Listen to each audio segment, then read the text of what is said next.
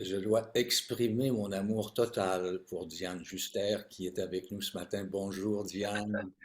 Je le prends avec beaucoup de réserve, hein, parce que je vois que tu es bien accompagné. Alors, l'amour Absolument. total, là, tu réserves ça à la femme de ton choix. Alors, Alors moi, Diane, je suis contente que tu sois mon ami, que tu aimes mes chansons. Ça prouve une absolument. chose, tu es un tendre. Parce qu'il n'y en a pas Il n'y en a pas des des tonnes? femmes qui ne sont pas tendres. Moi, je veux juste Oui, dire que c'est un grand honneur de vous recevoir aujourd'hui et de faire cette entrevue que vous nous accordiez avec tellement de gentillesse.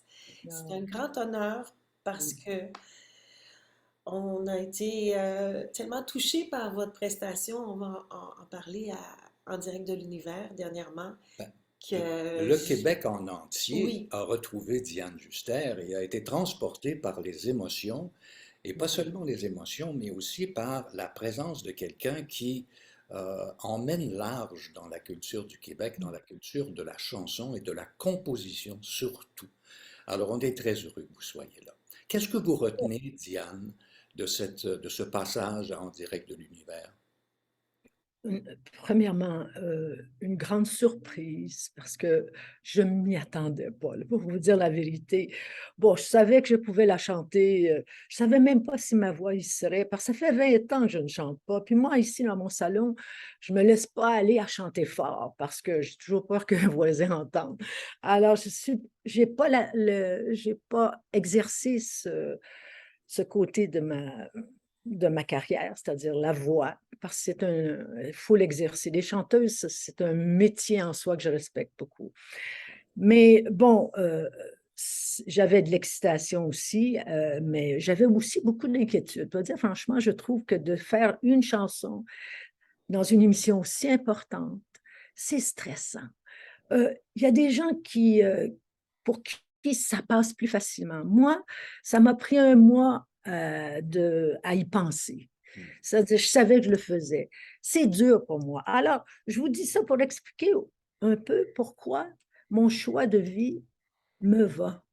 Ça ressemble pas à une chanteuse. Ça ressemble à, je sais pas à quoi là maintenant, parce que j'ai tellement d'intérêts qui sont tout autour de la chanson.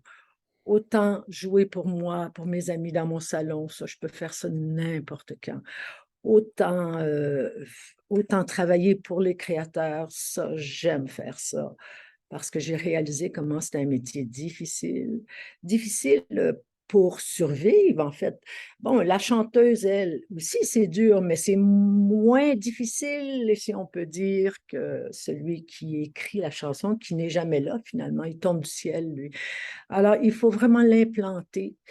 Et ça me nourrit, ça. Pour te dire franchement, Winston, je me lève le matin, puis j'ai quelque chose à faire, puis j'en ai des projets. Alors, cette partie-là de ma vie, elle est comblée et ça ne me manque pas de ne pas être sur scène. Et c'est pour ça que ça a été surprenant, mais à la fois, ça a fait du bien. Parce que ça faisait 20 ans, quelqu'un ne m'avait pas dit en cœur comme ça. On t'a aimé, on t'aime encore. Puis on va aimer la chanson jusqu'à ma mort. Fait que Mhm. c'est une bonne façon de traiter une chanson, c'est de savoir qu'elle a porté puis qu'elle a ému à l'époque, hein, parce Oui, qu'ils oui. sont pas, ils ont tous retrouvé un souvenir, peut-être une douleur des fois. Et puis, moi, j'ai pas de mérite aujourd'hui de la chanter, si ce n'est que de l'avoir écrit avec beaucoup de sincérité. C'est ça. Yann Tchekvi, la musicienne classique, la violoniste, a remarqué que votre piano, votre touche sur le piano, Ah, avait pas oh, du tout, c'était mais vraiment parfait. Mais votre formation au départ, elle est classique. oui. Oui, moi, à l'âge de 5 ans, je dis 5 ans, peut-être 6 ans, là, au début de la première année, à l'époque, mon père et ma mère n'avaient pas les moyens. Puis la sœur Sainte-Ursule, je vais toujours m'en souvenir, a dit à mon père, elle a dit, vous devriez acheter un piano. Et ça fait toute la différence pour un enfant. là, je suis consciente du bien que ça a donné, autant pour ma formation de sphère musicale, ma formation de raisonnement. La musique, ce sont des chiffres quelque part, c'est une logique. Et de donner ça à un enfant avec des sons en plus, ouf, donner-leur un instrument. Mon père me donnait un piano. Donc, j'ai fait, oui, toutes mes études classiques en même temps que mon cours classique, là, comme une bonne fille devait faire. À 20 ans, je me suis mariée. J'avais tout ce bagage-là, mais j'ai fait une famille. À 25 ans, j'ai commencé à écrire et j'ai commencé à écrire le jour où Stéphane Venn, que j'étais allée voir pour qu'il m'écrive une chanson à l'époque, parce que je voulais chanter. Là, rendu à 25 ans, j'avais fait ma famille, tous les manquait la musique. Alors, je suis allée voir Stéphane, il m'a fait une chanson que j'ai toujours parce que je l'ai sortie récemment. Il était temps, il était grand temps que je t'aperçoive, évidemment, c'était lui, mais c'était une chanson pour moi qui était une ligne mélodique, tu vas comprendre, c'est lui, avec une petite phrase en dessous. Pas d'orchestre, je veux dire, c'était si simple que j'ai dit, mais je peux faire ça, moi, finalement, c'est un peu bête, mais c'est un peu ça. J'ai dit, moi, je suis capable de faire ça. Écrire des A, B, C, D, puis c'est ça qui est la base de, si on peut dire, la mélodie, c'est ça, la base de la musique, d'une chanson. Et à partir de ça, j'ai écrit mes chansons. Alors, voyez-vous comment, quelquefois, on est inspiré. C'est 1983, ça, en passant, avec Stéphane 73. Venn. 73. 73, encore. 73. Pardon, est-ce que je n'ai pas Auparavant. compris? La question, j'ai dit ça, ça s'est fait en 73 que j'ai rencontré Stéphane. Autour de 72, parce qu'en 73, j'ai fait une chanson pour Julie Harel et la compagnie de disques m'a vu, m'a entendu, puis ils ont demandé si je voulais faire un disque. Et là, j'ai fait mon disque Mélancolie avec, je pense, mes plus belles chansons parce qu'elles étaient tellement sorties du vrai, là, c'était sorti de moi, incluant ce matin. Alors, celles-là, elles ne peuvent pas tromper. C'est des chansons qui sont faites pour se délivrer et se livrer en même temps. Donc, vous Ça êtes fait toute la vraiment différence. une auteure, compositeur, interprète, dans tout le sens du terme. Oui, parce que je les ai faits comme ça. Mais après est venue la lucidité du métier. Yeah. Là, c'est là où j'ai dit, moi, je ne suis pas une chanteuse. J'aime pas le public en général. Pourquoi? Parce que j'aime pas me faire juger par toutes sortes de monde. Je ne veux pas me faire voir. Là, je me fais voir en limité, mais je ne veux pas de cette intrusion. Ça, là, je vous parle du fond de mon cœur. C'est pour ça que je ne suis pas faite pour être une chanteuse. Je ne suis pas faite pour être une personne publique non plus. J'aime pas la caméra. Alors, bon, on a chacun nos façons d'interpréter, mais être un compositeur, ça, je l'ai en moi. Alors, ce qui s'est passé dans ma vie, c'est que j'ai eu la chance, une fois que j'ai dit toute ma vérité à moi, là, je me suis associée à des auteurs, des vrais paroliers. Eddie Marnier. Eddie Marnier, c'est un chef, un maître. Luc Plamondon, un autre maître. Bon, je vais être obligée de prendre une bouteille d'eau. Oui. Vous m'excusez de ma bouteille. Bon, c'est comme ça que ça marche ici, là. J'aimerais évoquer un coup fumant que Hum. vous avez conjointement avec Luc Plamondon créé, c'est-à-dire la SPAC. Oh oui, Ça, c'est en Winston. 83. Voilà. Là, ça fait 10 ans que je suis dans le métier, que j'ai donné tous mes droits, puis que je ne savais pas ce que je signais. Et Luc me réveille en 80 après avoir gagné Je ne suis qu'une chanson que Ginette avait interprétée merveilleusement et qu'elle en avait vendu 400 000. Alors, c'était 2 scènes à l'époque et Luc m'a expliqué que c'était comme ça au Canada parce que la loi n'avait pas été révisée et que on pouvait, il y avait, alors là, c'était une bataille à faire. Alors, comme j'étais un peu furieuse parce que je trouvais que c'était pas correct. C'était pas correct dessous. Je veux dire, autant j'étais pas faite pour faire de l'argent, moi, là, c'était pas dans mes ambitions. Ça ne l'est toujours pas, pour vous dire la vérité, mais je veux qu'il y ait une décence dans la répartition des droits et des argents. Il faut parler d'argent, c'est ça. Alors, tout ça, ça se fait avec des lois. Tu ne peux pas juste crier, bon, moi, je veux. Bon, ce sont des droits qui sont générés par les chansons. Ça, j'ai compris qu'il fallait passer par les gouvernements. Et Luc et moi avons, à ce moment-là, lui avait aussi sa bataille qui était celle des droits les chanteurs, quand ils allaient sur une scène, comme au Forum à l'époque, le producteur devait payer 25 pour l'ensemble des chansons pour les auteurs-compositeurs. C'était odieux. Alors là, on a un pourcentage. Alors ça, c'est des batailles qu'on a fait basées sur le fait que c'était pas correct. Moi, en tout cas, c'était ma motivation la plus grande. Je l'ai fait longtemps à la SPAC. Je le fais toujours quelque part parce que je pense qu'ils m'ont adopté comme la mère, la grand-mère, n'importe quoi. Là, Mais d'ailleurs, il y a eu Oui, une célébration, il y a eu des prix qui ont été décernés dernièrement. oui. Bon, ben Étais-tu la ça, présidente? oui, là, je vais t'expliquer pourquoi c'est pris. C'est que, bon, la SPAC, ça fait 40 ans qu'on a bâti ça. Hein? La SPAC a fait sa job, je peux vous dire, il faut aller voir là, toutes les choses qu'on a réalisées depuis. Bon, entre-temps, après quelques années, c'est-à-dire il y a 18 ans, j'ai pensé commencer une fondation. La fondation SPAC, c'est la fondation SPAC, ce n'est pas la SPAC. C'est elle qui remet à chaque année, nous sommes rendus à prix, 18 prix de 10 000 C'est merveilleux parce que tout le monde est content de recevoir un peu de sous, même si c'est juste symbolique. Quand même 10 000 dans la poche de quelqu'un, tout d'un coup, ça fait du bien. Surtout pour Surtout les plus avec la jeunes. pandémie Ah, qui n'est pas terminée, en fait, là. oui, Il y a tellement d'artistes qui ont oui, pris le diable par la queue dans les dernières années. C'est tout à épouvantable. fait, tout à fait.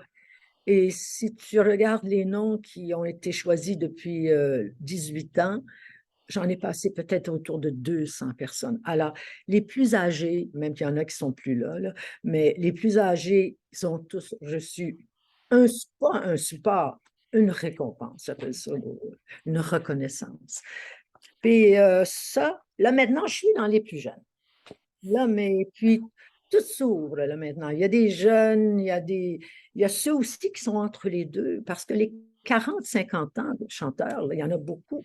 Ils sont encore là, eux autres, là. Ils ne sont pas là pour partir. Il faut qu'ils restent. Et puis, alors, il y a des besoins là, énormes et ça fait partie de la mission de la SODRAC, mon Dieu, la SODRAC, de la Fondation SPAC. C'est La d'aider. SODRAC est arrivée plus tard. La SODRAC, c'était quoi, en La 90? SODRAC, c'est Exactement. La SPAC a fondé la SODRAC C'est ça. en 84, je pense, avec les Français, mon cher. Je suis allée en France avec M. Tournier à l'époque, Lise Aubu, moi et Luc.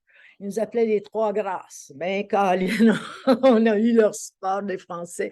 Parce qu'eux, ils voulaient avoir quelqu'un au Canada qui représente leurs œuvres et qui, bon, il y avait la CAPAC, mais je parle du droit de reproduction. Parce qu'il y a deux droits dans la loi, reproduire et exécuter publiquement.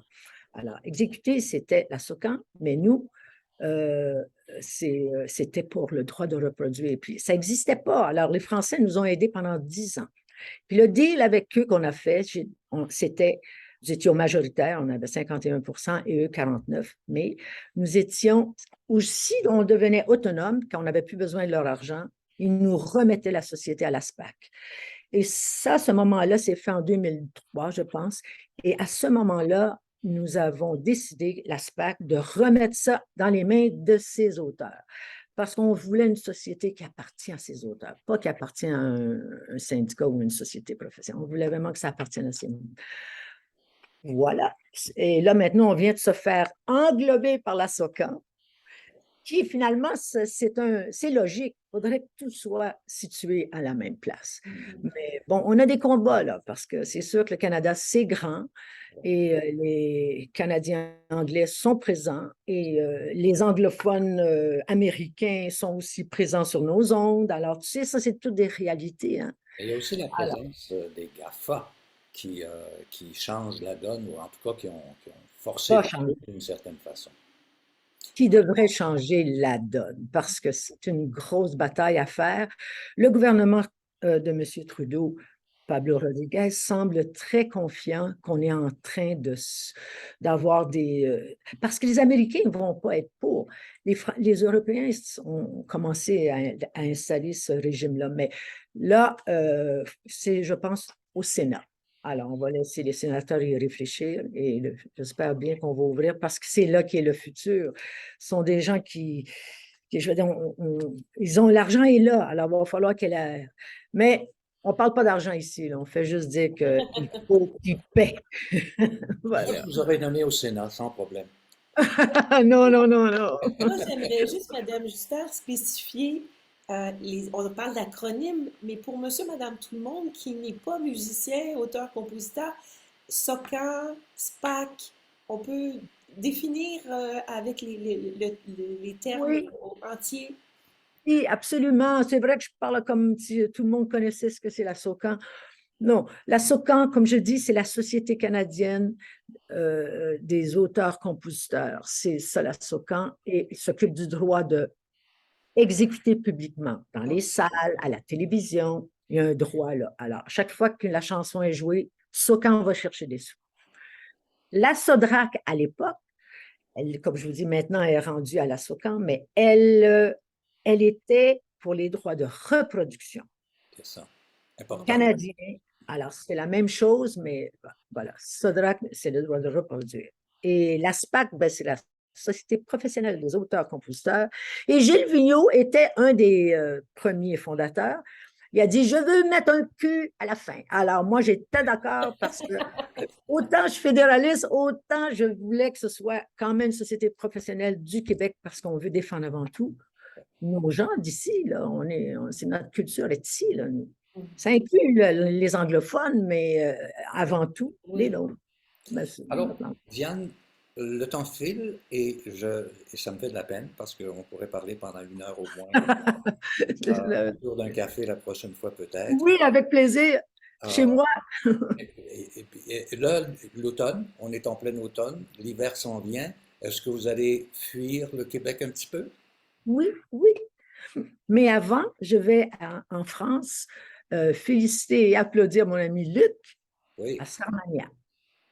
Oh, C'est le chanceuse! 25e anniversaire de Starmania, non?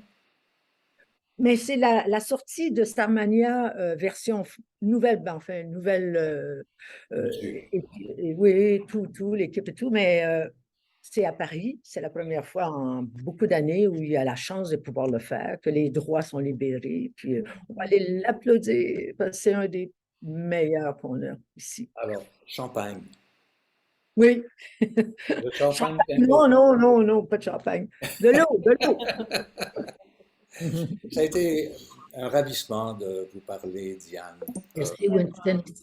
Merci beaucoup pour vous deux. Et honnêtement, j'invite pas tous ceux qui nous regardent, mais vous deux, je vous invite à venir dans ma cuisine, puis je vais vous faire une musique dans mon salon. Ah, et je Quand peux tu faire veux. violon. Oui! Bien Ah! Ça va sûr! peut-être te donner des idées, ça, là. Ah, qui sait, qui sait. Je vais faire des jaloux. Merci tellement, Madame Merci. Gisèle. Diane. Merci à vous. Merci.